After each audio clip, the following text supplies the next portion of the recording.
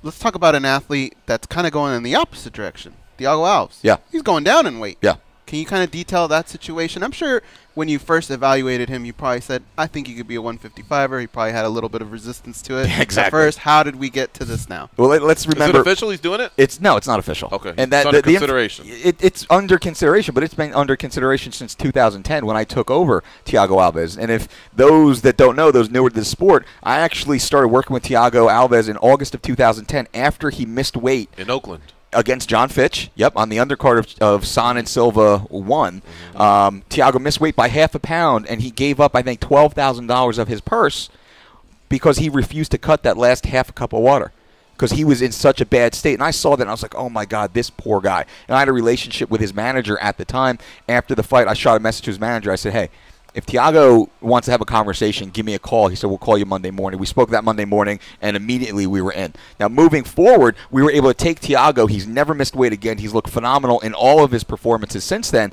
But over the last 3 fights, Thiago now, because we're so dialed in with the system that we've developed, he's been on weight the night before weigh-ins.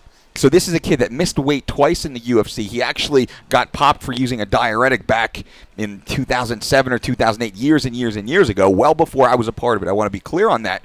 So he had serious weight cut issues. I mean, he missed weight when he fought Matt Hughes by 6 pounds in that. So now this is a kid who's made weight every single time. He's made the championship weight of 170 pounds multiple times.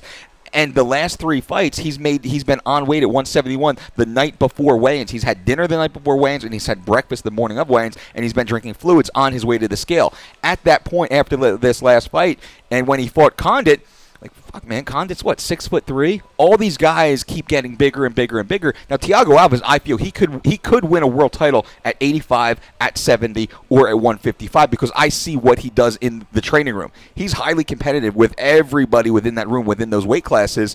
But what's structurally best for him? When we worked together in 2010, I did a lean body mass analysis on him. I said, well, the amount of muscle that you hold right now, you're a perfect size welterweight, but based upon your structure, you could actually and should probably be looking towards lightweight as we move forward down the road. And we spoke about him going through a full run at 70, and then if and when it gets to the point in his career that we feel we need to discuss that drop, we're going to discuss that, which we had that conversation after the last fight, but it's not set in stone. So what we're doing now, Thiago, he's still on injury suspension. He just has his nose surgery. He's taking some time to rebuild his body. He's working with American Top Team, great coaches over there. But he's now even more motivated as a man in his early 30s to focus on his career, 6 meals a day, 7 days a week, 52 weeks out of the year, instead of kind of, he used to just, diet 6 weeks before the fight. And then it became 8 weeks, then 12 weeks. And for this last one, it's been 16 weeks. Now it's just he doesn't go off the diet anymore, and his body's responding rapidly as a result of that. So will he fight at lightweight in December? All those stories are bunk. Could he fight? Absolutely. Should he fight? I don't think so right now. I think let's give him a little more time. I don't want to see him coming back early December. I want to see him take just a little bit more time off, allow his body to keep adjusting. We're in no rush to get him down there. The biggest thing, the most important thing is the health of the athlete. Again, the health of the athlete for me and for Thiago and everything else. So we'll see how that goes.